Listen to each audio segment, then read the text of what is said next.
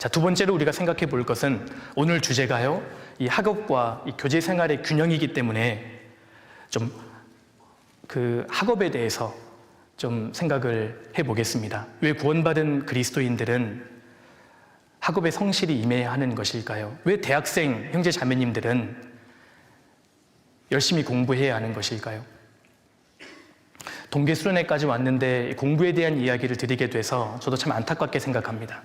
하필이면 제게 주어진 주제가 학업 아니겠습니까? 그래서 저도 굉장히 그 안타까운 마음으로 말씀드리고 있다는 점을 좀 알아주시면 좋겠습니다. 그런데 왜 우리 대학생 또 형제 자매님들은 공부를 해야 할까요? 저도 초등학교 때 그 구원을 받았기 때문에 중고등학교 시절에 나름 고민이 참 많았습니다. 주님 곧 오실 것 같은데 왜 굳이 공부를 해야 할까? 굳이 대학을 가야만 하는 것일까? 이런 고민을 참 많이 했는데 아마 공부가 재미있어서 죄송합니다. 제가 말하면서 어이가 없어서요. 공부가 재미있어서, 공부가 하고 싶어서 하는 사람은 별로 없을 거라고 생각합니다. 공부가 제일 쉬웠어요. 교과서만 보고 저는 공부했어요. 이렇게 말씀하시는 분들 없죠? 그런 분들 나가주세요. 그런 분들은 아마 안 계실 거라고 생각합니다. 그렇다면 왜 우리가 성실하게 공부를 해야 할까요? 어떤 분은 학생이니까요. 해야 하니까, 다들 하니까 이렇게 대답합니다. 그런 이유라면 지속하기 어려울 겁니다. 책임감, 의무감은 끝까지 하기 어렵잖아요. 그것도 합당한 이유가 될 수 없을 겁니다. 어떤 분들은 행복하기 위해서 이렇게 대답하는 분도 있습니다. 물론 이것도 이유가 될 수 없습니다. 그럼 지금 행복하지 않다는 얘기잖아요. 우리 형제 자매님들 행복하지 않으십니까? 우리는 지금 죄 사함을 받았습니다. 우린 정말 이미 구원을 받은 세상에서 가장 행복한 사람들이라는 겁니다. 이걸 우리가 분명하게 해야 합니다. 우리가 공부를 해서 어떤 성취감을 느꼈을 때 물론 마음에 기쁨이 있고 또 만족감이 있지만 그것 자체가 공부의 목적이 될 수 없습니다. 어떤 분은 돈을 많이 벌어서 그래서 잘 먹고 잘 살기 위해서 공부한다고 대답하는 분도 있습니다. 물론 우리가 살아가는 데 있어서 돈이 아주 중요합니다. 돈이 필요 없다는 뜻이 아닙니다. 전도서 10장에 보면 돈은 범사에 응용되느니라 라고 말씀하셨습니다. 우리가 정말 맡겨진 위치에서 최선을 다하면 혹시 하나님께서 내게 부를 허락하실 수도 있습니다. 그런데 돈이, 부유함이 내 공부의 목적이 되어서는 안 됩니다. 잠언 16장에 보면 적은 소득이 의를 겸하면 많은 소득이 불의를 겸한 것보다 낫다고 하셨잖아요. 비록 가난하다 할지라도 신앙생활을 정말 잘할 수 있고 하나님 앞에 묵묵히 쓰임받는 인생이 된다면 그게 잘 사는 것 아니겠습니까? 돈을 많이 버는 것이, 부유한 것이 꼭 잘 사는 것이 아니라는 겁니다. 돈 자체가 우리 공부의 목적이 될 수 없습니다. 그렇다면 학생 그리스도인은 왜 공부해야 되는 것일까요? 이렇게 정리해 볼 수 있습니다. 하나님께 인정받고 하나님께 쓰임받기 위해서. 이것이 우리가 공부하는 목적입니다. 하나님께 인정받고 하나님께 크게 쓰임받기 위해서. 이것이 우리 학업의 이유입니다. 특별히 하나님은 대학생 그리스도인들을 지켜보고 있습니다. 정말 주님을 의지하고 최선을 다해서 준비하는 그리스도인들을 하나님은 실제로 찾고 계시고 그 사람을 집중해서 지켜보십니다. 여기에 해당되는 대표적인 사람이 다윗이었습니다. 한번 찾아보실까요? 시편 89편입니다. 여기에 참 놀라운 말씀이 있습니다. 시편 89편입니다.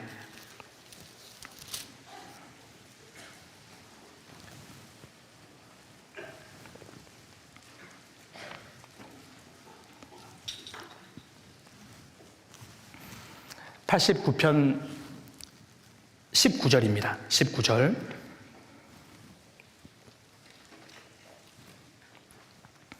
주께서 이상 중에 주의 성도에게 말씀하시기를 내가 돕는 힘을 능력 있는 자에게 더하며 백성 중에서 택한 자를 높였으되 20절 잘 보십시오. 내가 내 종 다윗을 찾아 나의 거룩한 기름으로 부었도다. 내 손이 저와 함께하여 경고히 하고 내 팔이 그를 힘이 있게 하리로다. 내가 내 종 다윗을 찾아. 하나님은 하나님 마음에 합한 사람, 그 사람을 찾고 계셨습니다. 그 당시에 하나님 다윗을 발견하신 겁니다. 그래서 내 손이 저와 함께하여 경고히 하고 내 팔이 그를 힘이 있게 하리로다. 그래서 다윗에게 지혜와 힘도 주시고 그 앞길을 인도하셨고 큰 역사를 이루셨다는 겁니다. 도대체 다윗이 어떤 사람이었길래 하나님께서 다윗을 유심히 지켜보셨을까요? 하나님께서 다윗에게 기름 부으시는 이 장면을 보면 다윗이 어떠한 사람이었는지, 왜 하나님께서 다윗을 찾고 계셨는지 우리가 분명히 알 수 있습니다. 사무엘상 16장 열어보겠습니다. 사무엘상 16장입니다.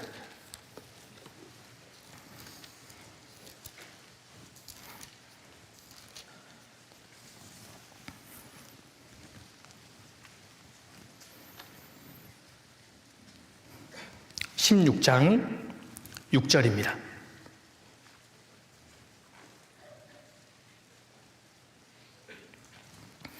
그들이 오매 사무엘이 엘리압을 보고 마음에 이르기를 여호와의 기름 부으실 자가 과연 그 앞에 있도다 하였더니 여호와께서 사무엘에게 이르시되 그 영모와 신장을 보지 말라. 내가 이미 그를 버렸노라. 나의 보는 것은 사람과 같지 아니하니 사람은 외모를 보거니와 나 여호와는 중심을 보느니라. 하나님께서는 사울 다음에 왕을 세우기 위해서 이새의 집으로 사무엘을 보내셨습니다. 이새에게는 8명의 아들이 있었습니다.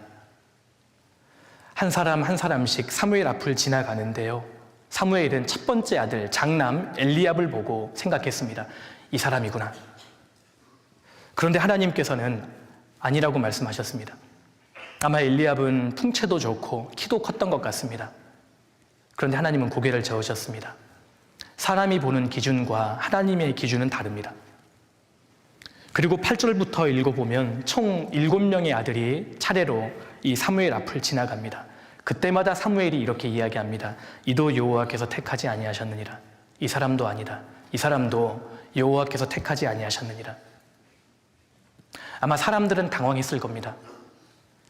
7명 중에는 왕이 될 사람이 있겠지, 이렇게 생각했을 겁니다. 형제 자매님들, 수십 명이 모여 있다고 해서, 아니 수백 명이 모여 있다고 해서 하나님이 원하시는 하나님의 사람이 없을 수 있습니다. 사람은 숫자를 보지만 하나님은 받쳐진 한 사람을 지켜보시는 겁니다. 11절입니다. 또 이새에게 이르되 내 아들들이 다 여기 있느냐. 이새가 가로되 아직 말째가 남았는데 그가 양을 지키나이다. 사무엘이 이새에게 이르되 보내어 그를 데려오라. 그가 여기 오기까지는 우리가 식사 자리에 앉지 아니하겠노라. 이새는 막내 다윗을 숨겼습니다. 막내일 리는 없다고 생각했던 모양입니다. 그 당시 이스라엘 사회에서는 철저히 장자 중심의 사회였습니다. 그래서 막내라는 것은 인간적으로 별 기대하지 않는다는 의미로도 통했습니다. 더구나 다윗의 나이는 이 당시에 15살이었습니다. 그러니까 이새는 다윗일 리는 없다고 생각했던 것 같습니다. 인간적인 방법대로 하면 다윗에게는 면접 볼 기회조차 주어지지 않았다는 겁니다. 여기 사무엘이 물었죠? 너의 아들들이 다 여기 있느냐? 아마 이새가 깜짝 놀랐을 거예요. 어떻게 아셨지? 그리고 아주 의미심장한 말을 남깁니다. 아직 말째가 남았는데 그가 양을 지키나이다. 제가 막내가 있기는 한데요, 그가 지금 아주 하찮은 일을 하고 있습니다. 지금 양을 지키는 일을 하고 있습니다. 시편 78편을 보면 다윗이 전양을 지키고 있었다고 되어 있습니다. 젖 먹는 양 말입니다. 세상에서 가장 하찮은 일이라고 할 수 있잖아요. 그런데 하나님 앞에서는 절대 하찮은 일이 아니었다는 겁니다. 다윗이 왕이 되기 전에 목동이었다는 것은 사실 이게 보통 일이 아닙니다. 왠 줄 아십니까? 다윗은 목동으로서 목자의 마음을 가진 사람입니다. 작은 양 한 마리 한 마리를 따뜻하게 품어줄 수 있는 사람이 다윗이었습니다. 여러분, 진정한 지도자는 카리스마로, 권력으로 사람들을 휘두르는 사람이 아닙니다. 진정한 지도자는 한 사람 한 사람을 따뜻하게 품어줄 수 있는 마음을 가진 사람이라야 합니다. 다윗은 왕이 되기 전에 목자의 심정을 배운 사람입니다. 훗날 다윗이 목자의 마음으로 이스라엘 나라를 잘 다스렸잖아요. 이것이 우리에게 무엇을 교훈합니까? 우리의 평범한 일상은 하나님이 내게 허락하신 수업 과정입니다. 하나님이 내게 허락하신 가정과 학교는 하나님의 훈련소라는 겁니다. 그래서 내게 주어진 평범한 일상 속에서 하나님이 허락하신 훈련을 받고 있다. 이것을 우리가 기억해야 합니다. 내게 정말 주님을 향한 위대한 꿈이 있다면 당장 오늘 주어진 일에 최선을 다해야 합니다. 주님이 내게 맡기신 전량이 내게 만약 학업이라면 이걸 최선을 다해야 합니다. 주님이 내게 맡기신 이 작은 목동의 일에 우리가 소홀히 하지 않는다면 하나님께서는 내게 큰 일을 맡기실 겁니다. 우리 대한민국에 태어난 특별히 이 중고등 학생들은 어찌 보면 정말 불쌍합니다. 그 시절을 다 여기 계신 분들도 보내셨지 않습니까? 올해 수능 보신 우리 고3 형제 자매님들도 지금 여기 계십니다. 하지 않아도 되는 공부를 우리 너무 많이 합니다. 공감하지 않습니까? 공감하지 않으시면 제가 어떻게 되겠습니까? 외우지도 않아도 되는 것들을 우리 너무 많이 외웁니다. 어릴 때부터 수학도 영어도 이해하는 것보다는 외우는 법부터 배우지요. 졸업하고 나면 어디서 써먹지도 않은 것들을 우리 너무나 많이 외우고 있습니다. 그런데 사실은 훈련받는 과정입니다. 이것이 구원받은 그리스도인들에게 구원받은 이후에 엄청난 것으로, 엄청난 작점으로 사실 작용한다고 생각합니다. 우리가 구원을 받은 이후에 하나님의 뜻과 내 뜻이 맞지 않을 때가 있습니다. 교회 안에 있다 보면 순종하기 어렵고 내 마음에 내키지 않는 것들이 때로 있습니다. 그런데 우리 교회 형제 자매님들, 우리나라에 구원받은 형제 자매님들은 자기 마음과 맞지 않더라도 끝까지 그것을 해냅니다. 왜 그렇습니까? 훈련받았기 때문입니다. 어릴 때부터 하기 싫은 것을 해야만 하는 훈련 말입니다. 하기 싫었던 것을 했던 습관이 들어있는 겁니다. 우리의 일상은 하나님의 훈련소입니다. 학교 수업 시간에 1시간 남짓한 그 시간을 자리를 지키고 묵묵하게 들었던 형제 자매님들이 교회에서도 말씀에 집중합니다. 정말 하기 싫었지만 시험 공부에 매달려 봤던 사람이 성경을 묵상할 수 있고, 정말 학교에서도 하지 않아도 되는 공부를 최선을 다해 했던 사람들이 신앙생활 속에서도 고난을 견딥니다. 지금 우리가 이 대학생의 시기에, 청년의 시기에 훈련을 받고 있는 겁니다. 하기 싫어도 해내는 훈련 말입니다. 성실해야만 하는 훈련. 주님은 지금 나를 단련하십니다. 100점 맞고 1등 하라는 이야기가 아닙니다. 하나님은 최선을 다하는 사람, 성실한 사람을 찾고 계십니다. 형제 자매님들, 이 시기에 하나님께 인정을 받으셔야 합니다. 하나님 그것을 보십니다. 12절입니다. 12절. 이에 보내어 그를 데려오매 그의 빛이 붉고 눈이 빼어나고 얼굴이 아름답더라. 여호와께서 가라사대 이가 그니 일어나 기름을 부으라. 드디어 다윗이 등장합니다. 우리가 정말 존경하는 그 위대한 다윗이 여기에 처음으로 등장합니다. 그런데 다윗의 첫 인상이 이렇게 묘사되어 있습니다. 그의 빛이 붉고, 사무엘이 보니까요 다윗의 얼굴빛이 붉었다고 되어 있습니다. 심장이 뛰었다는 뜻입니다. 이 다윗은 목동일을 하면서 뛰어다닌 건강한 사람이었고, 하나님이 내게 맡기신 일이라면 최선을 다한 사람이었다는 것을 여기에서 엿볼 수 있습니다. 하나님의 때를 기다리면서 묵묵히 자기 일에 성실했던 사람, 그가 바로 다윗이었습니다. 그의 얼굴빛이 붉었습니다. 눈이 빼어나고 다윗의 눈이 빼어났습니다. 눈빛을 보면 그 사람을 알 수 있죠. 다윗의 눈은 흐리멍텅한 눈이 아니었다는 겁니다. 하나님을 향한 열정에 가득 차 있고 무언가에 집중하고 있는 그런 사람이었다는 것을 알 수 있습니다. 다윗의 눈빛은 살아 있었습니다. 그리고 얼굴이 아름답더라. 이 말은 단순히 잘생겼다는 뜻이 아닙니다.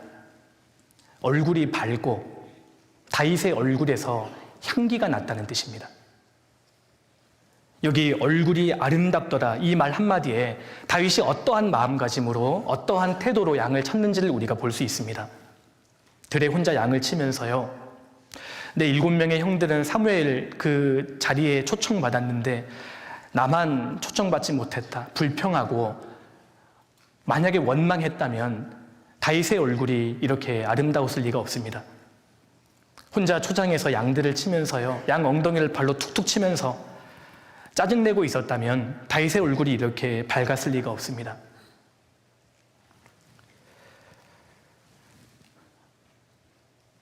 우리 교회 청년 형제 자매님들의 얼굴이 이런 얼굴이면 얼마나 좋겠습니까? 우리 대학생 형제 자매님들의 얼굴이 이렇다면 얼마나 좋겠어요? 작은 일을 하다 할지라도 우리의 얼굴빛은 붉은색이고 우리의 눈빛은 살아있고 우리 심장은 뛰고 있고 우리의 표정은 밝아야만 합니다. 그 사람이 하나님 보시기에 아름다운 사람인 겁니다. 긴 가난 속에서도 믿음이 흔들리지 않고 비록 어린 나이지만 긴 고난의 터널을 통과하면서도 하나님을 원망하지 않고 의심하지 않고 묵묵히 준비하면서 성실히 하는 사람, 하나님 그 사람 찾고 계십니다. 그리고 그 사람을 높이실 겁니다. 하나님은 내 인생을, 내 마음을 지금 저울질 하십니다. 이것이 목동이 왕이 되는 방법이었습니다. 하찮은 목동이, 보잘것없는 소년이 그 위대한 왕이 됐던 방법입니다. 잊혀진 광야에서 묵묵히 성실히 했던 사람, 그가 바로 다윗입니다. 주님은 그 사람을 찾고 계십니다. 주님이 내게 맡기신 학업이, 주님이 일상 속에서 맡기신 나의 위치가 하나님이 나를 훈련하시는 과정이고 그 과정을 통해서 우리 모두는 하나님께 인정을 받아야 한다는 겁니다. 주님 그거 지켜보십니다. 시편 78편 넘겨보겠습니다.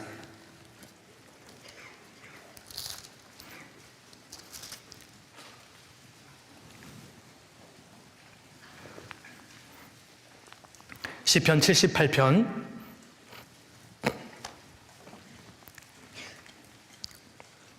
70절입니다. 70절부터 72절까지 말씀이 우리에게 시사하는 바가 대단히 큽니다. 70절, 또 그 종 다윗을 택하시되 양의 우리에서 취하시며, 하나님께서 다윗을 찾고 계셨고 다윗을 선택하셨는데 그가 어떠한 태도였느냐. 71절, 젖 양을 지키는 중에서 저희를 이끄사 그 백성인 야곱 그 기업인 이스라엘을 기르게 하셨더니. 72절 같이 읽겠습니다. 이에 저가 그 마음의 성실함으로 기르고 그 손의 공교함으로 지도하였도다. 이 말씀에서도 양을 대하는 목동 다윗의 태도를 볼 수 있습니다. 다윗의 마음은 성실했습니다.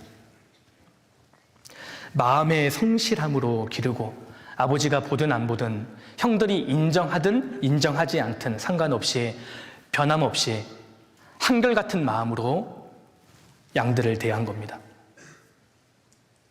책임감 있게 그는 성실하게 일했습니다. 그의 마음은 성실했고 그리고 그 손의 공교함으로 지도하였도다. 공교하다는 것은 능숙하다, 재치 있다는 뜻입니다. 무슨 의미입니까? 다윗은 젖 양을 기르더라도 연구했다는 뜻입니다.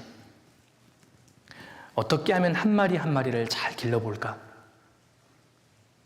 대충 하지 않았다는 겁니다.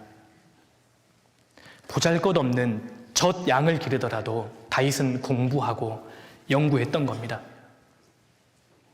이것이 목동이 왕이 되는 방법입니다.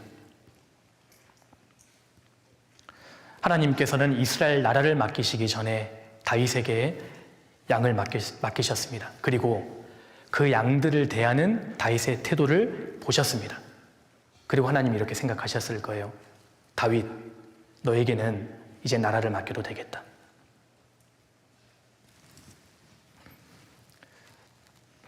생각해 보십시오. 사무엘이 찾아오는 그 자리에 다윗은 초대조차 받지 못했습니다. 형제 자매님들, 우리도 마찬가지입니다. 세상은 나를 모를 수 있습니다. 사람들은 나를 무시할 수 있습니다. 사람들에게 완전히 잊혀질 수 있습니다. 그러나 절망할 필요 없다는 겁니다. 내가 영영 이러다가 잊혀지는 것 아니야? 불안해할 필요도 없습니다. 왠 줄 아세요? 하나님 실수 안 하십니다. 하나님은 절대 실수 안 하십니다. 그래서 우리가 절망할 필요가 없습니다. 하나님은 나를 잊지 않으셨고 지금도 나를 다 지켜보고 계십니다. 그래서 사람들에게는 잊혀졌다 할지라도 하나님 앞에 정말 성실하게, 정직하게, 묵묵하게 이 준비하는 사람, 하나님 그 사람 반드시 찾으십니다. 내가 땅끝에 있다 할지라도 하나님 데려오실 거예요. 내가 바다 끝에 있을지라도 하나님 가서 데려와서 나를 사용하실 겁니다. 하나님 절대 실수 안 하십니다. 교회에서도 마찬가지입니다. 사람들은 나를 몰라준다 하더라도 하나님을 사랑하고 묵묵하게 자기 주어진 일에 성실하게 임하는 사람, 하나님 반드시 보고 계시고 그 사람을 높이십니다. 하나님 실수 안 하십니다. 하나님은 결과도 물론 보시지만 결과보다는 과정을 귀하게 보십니다. 그러니까요, 나도 결과보다 과정을 중요하게 생각해야 합니다. 형제 자매님들, 내가 지금 최선을 다하고 있는데 정말 과정 속에 성실하게 임했는데 결과가 나오지 않는다고 해서 슬퍼하지 마십시오. 우리가 성적에 너무 연연할 필요 없습니다. 하나님은 결과보다 과정을 더 크게 보십니다. 어떤 분은 결과가 좋게 나오지 않으면, 원하는 성적이 나오지 않으면 혼자 낭망하고 하나님을 원망해버립니다. 그러나 결과보다 과정을 크게 생각하는 사람들은 혹 원하는 결과가 나오지 않는다 할지라도 자신을 반성할 수 있고 더 나아가서는 하나님께 감사할 수 있습니다. 아무도 보지 않아도 홀로라도 내가 주님을 위해 참으로 성실하게 준비하고 있다면 하나님 나를 기억하시고 나를 반드시 사용하십니다. 사람이 나를 어떻게 보느냐보다 중요한 것은 하나님이 나를 어떻게 바라보시느냐입니다. 하나님이 때가 되면 높여주실 거예요. 기억하셔야 합니다. 하나님의 손은 능하신 손이랍니다. 하나님 절대 실수 안 합니다. 하나님 반드시 갚아주세요. 이것을 우리가 믿어야 합니다. 제가 얼마 전에 한 성도님과 교제를 한 적이 있습니다. 이분이 지금은 성인이 되었지만 마음구석에 정말 아픈 그런 경험과 상처가 있어서 찾아오셨는데, 알고 봤더니 교회에서 중고등부 시절에 어떤 형제 자매님들 다수로부터 따돌림을 당한 겁니다. 제가 내용을 들어보니까 정말 그런 일이 있었을까 싶을 정도로 심하게 따돌림을 시키셨더라고요. 물론 이제 어릴 때 중고등학교 시절이기 때문에 이해는 한다고 하지만 그래도 참 교회 안에서 이런 일은 없어야 할 텐데 그런 안타까운 마음으로 사연을 들었습니다. 그 상처가 아직 지워지지 않아서, 그런데 자기는 여전히 이 상처가 지워지지 않았는데 그런 행동을 했던 사람들은 교회 안에서 너무 잘 사는 것 같아서 하나님이 나를 잊으셨구나. 나는 완전히 잊혀졌구나. 내가 잘못 살았기 때문에 하나님이 이런 방식으로 내게 갚으시는구나. 이런 생각으로 몇십 년을 버티셨습니다. 그래도 교제는 떨어지지 않아야지. 이런 일념 하나로 지금까지 믿음을 지키셨더라고요. 제가 듣다가 혹 그분이 누구인지 저한테 얘기해 줄 수 있냐고 좀 양해를 구했습니다. 아무에게도 얘기하지 않을 테니 누구인지만 알려줄 수 있겠냐고 했더니 어렵게 알려주셨는데요. 말씀하신 그 분들이 제가 다 한 번씩 이상은 교제했던 분들이었습니다. 그것도 참 신기했습니다. 그런데 제가 얼마 전에 그 호명되었던 분 중에 한 분과 교제한 적이 있는데 그분의 요즘 고민이 뭔지 아십니까? 자기가 속한 교회에서 4-5명이 자기를 집단 따돌림한답니다. 너무너무 힘들대요. 하나님 갚으십니다. 뿌린 대로 거두게 됩니다. 제가 자세한 얘기는 하지 않았지만 그 상담하는 자매님께 그 이야기를 들려줬습니다. 사실은 공교롭게도 그 자매님이 호명했던 그분 중에 한 분은 똑같은 어려움 때문에 고민하고 있다고 말씀드리니까요. 그 자매님이 통곡을 하셔요. 하나님이 나를 잊지 않으셨군요. 나는 완전히 잊혀졌다고 생각했는데 하나님은 다 일하고 계셨구나. 하나님 그대로 갚으십니다. 하나님 실수 안 하십니다. 교회 안에서 묵묵히 내가 성실하게 정말 최선을 다해 준비하고 있다면, 가정에서, 학교에서, 직장에서 맡겨진 일에 최선을 다하고 있다면 하나님 절대 실수하지 않으십니다. 내가 바다 끝에 있을지라도 하나님 데려와서 사용하실 거예요. 그러니 형제 자매님들, 아무리 힘들다고 해서, 아무리 어렵다고 해서, 내 주변에 악한 사람들이 많다고 해서 분인나가 되지 마세요. 한나가 되어야 합니다. 사울이 되지 말고 다윗이 되어야 합니다. 하나님은 나를 잊지 않으십니다. 이 시기에 우리가 하나님께 인정을 받아야 합니다. 요셉은 사람들에게 다 잊혀졌습니다. 아버지에게 사랑받는 아들이었지만 10명의 형들에게 미움을 받아서 이집트의 노예로 팔려가죠. 가는 곳마다 요셉은 성실했습니다. 하나님께 인정을 받은 겁니다.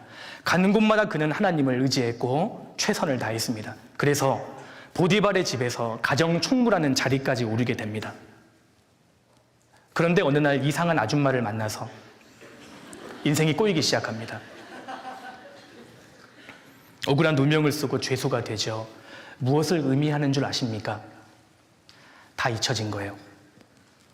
요셉은 13년 동안 저는 크게 2가지 훈련을 받았다고 생각합니다. 누군가를 섬기는 훈련, 또 하나는 잊혀지는 훈련. 사람들에게 잊혀진다는 것, 사람들에게 배제당한다는 것, 이것이 얼마나 외롭고 쓰라린지 모릅니다. 어릴 때부터 관심을 받고 애정을 듬뿍 받았던 요셉에게는 아마 더 어려웠을 겁니다. 생각해 보세요. 10명의 형들이 자기를 죽이려고 했다니까요.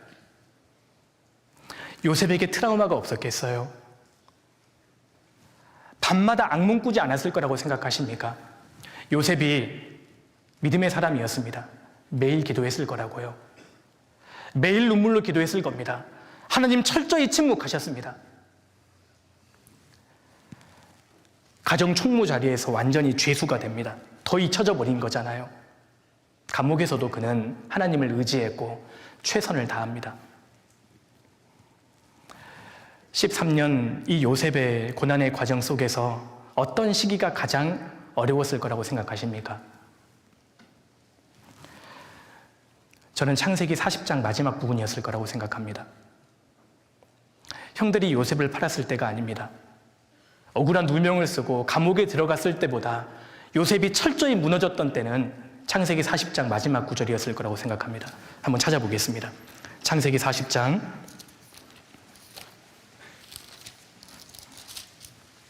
23절입니다.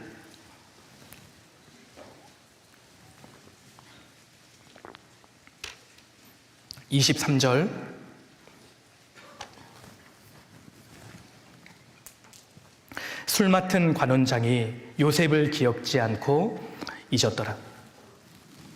아마 이때가 요셉의 한기였을 것으로 보입니다. 사람들에게 잊혀졌고 또 잊혀졌고 더 잊혀졌는데 마지막 의지했던 그 한 사람까지도, 술 맡은 관원장까지도 요셉을 기억지 않고 잊었더라. 요셉은 완전히 잊혀졌고 버림받았습니다. 추가로 2년 동안 하나님은 그를 더 훈련시킵니다. 41장 1절입니다. 만 2년 후에 바로가 꿈을 꾼즉 자기가 하숫가에 섰는데 2년 동안 추가로 사람들에 의해서 완전히 잊혀집니다. 그런데 우리는 압니다. 하나님은 한순간도 요셉을 잊지 않으셨습니다.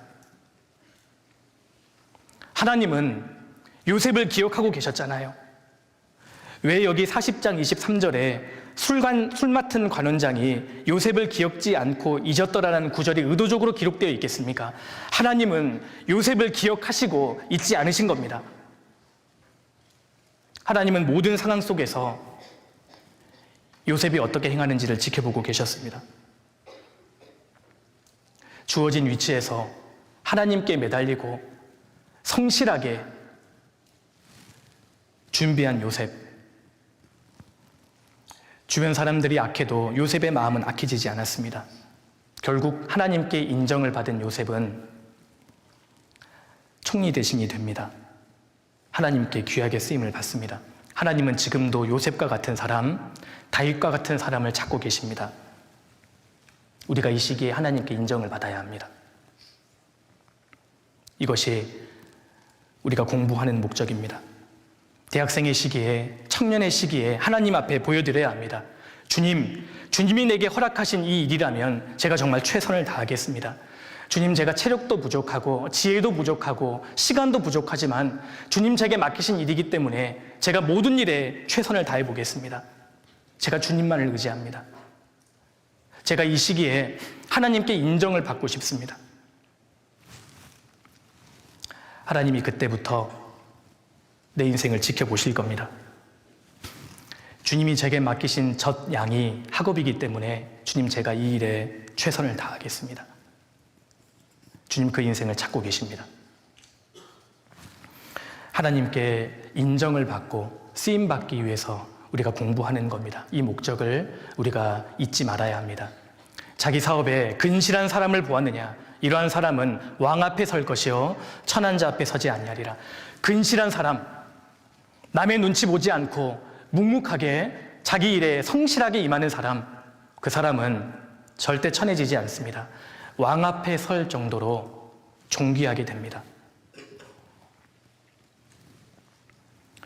우리가 공부하는 목적은 결국은 하나님께 쓰임받기 위해서입니다. 형제 자매님들, 여기 계신 모든 분들은 다 젊은 그리스도인들입니다. 준비하는 기간입니다. 아마 여기 계신 형제 자매님들은 정말 어린 나이에 구원을 받으셨을 겁니다. 왜 하나님께서 나를 정말 아무것도 모르는 시절에 어린 나이에 구원해 주셨을까요? 이유는 사실 간단합니다. 나를 많이 사용하시려고. 하나님이 나를 사용하셨고 하나님이 나를 사랑하시기 때문에 나를 어릴 때 구원해 주신 겁니다. 그래서 하나님께서 나를 원없이 사용하실 수 있도록 지금은 준비하는 기간이라는 겁니다. 이거 생각 안 해보셨습니까? 요셉이 감옥에 있었는데 갑자기 총리 대신이 되잖아요. 근데 그 총리의 그 직임을 정말 거의 완벽하게 수행합니다. 어디에서 배운 것일까요? 총리가 되기 전에 총무였지 않습니까? 보디발의 가정 총무로서 배웠던 그 지식들과 그 경험들이 나중에 나라의 총리가 되었을 때 귀하게 사용되었던 겁니다. 요셉도 준비했습니다. 모세는 이집트의 학문과 방언을 열심히 최선을 다해 익혔던 사람입니다. 그가 모세오경을 기록합니다. 사도 바울은 가말리엘 문화에서 최선을 다해 학문을 익혔던 사람입니다. 그가 신약 성경의 절반 이상을 기록합니다. 하나님께 쓰임받기 위해서. 하나님은 나를 사랑하셨고 나를 크게 사용하시기 위해서 어릴 때 구원해 주셨는데 문제는 내가 준비가 되어 있지 않다는 겁니다. 다윗이 골리앗과 싸우기 위해 물맷돌 5개를 취합니다. 물맷돌 5개입니다. 물맷돌 5개는 소년 다윗이 취할 수 있는, 한 손에 취할 수 있는 최대치라고 생각합니다. 최선을 다한 겁니다. 형제 자매님들, 믿음은 무모함이 아닙니다. 믿음의 결과는 최선을 다하는 것으로 나오는 겁니다. 다윗이 믿음을 가졌지만 최선을 다했기 때문에 골리앗을 무너뜨릴 수 있었습니다. 우리가 교회 안에서 많은 것들을 배웁니다.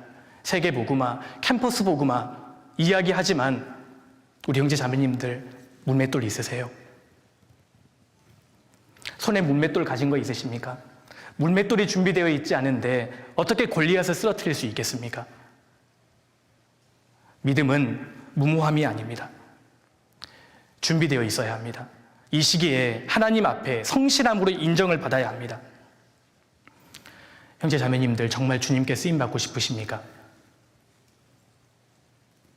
정말 내 인생이 하나님 앞에 보잘것없는 나무 토막과 같지만 하나님께 정말 귀하게 쓰임받고 싶으십니까? 이게 정말 진심이세요? 정말 이게 간절하십니까? 정말 간절하시다면 준비하셔야 합니다. 주님, 제가 하나님 보시기에 한찮고 보잘것없지만, 제가 정말 나귀 턱뼈와 같지만 삼손에 붙잡혔을 때 1000명의 블레셋 군대를 무너뜨렸던 것처럼 하나님 나무 토막과 같은, 나귀 턱뼈와 같은 제 인생을 사용해 주십시오. 제가 준비하겠습니다. 이것이 우리의 기도 제목이 되어야 합니다.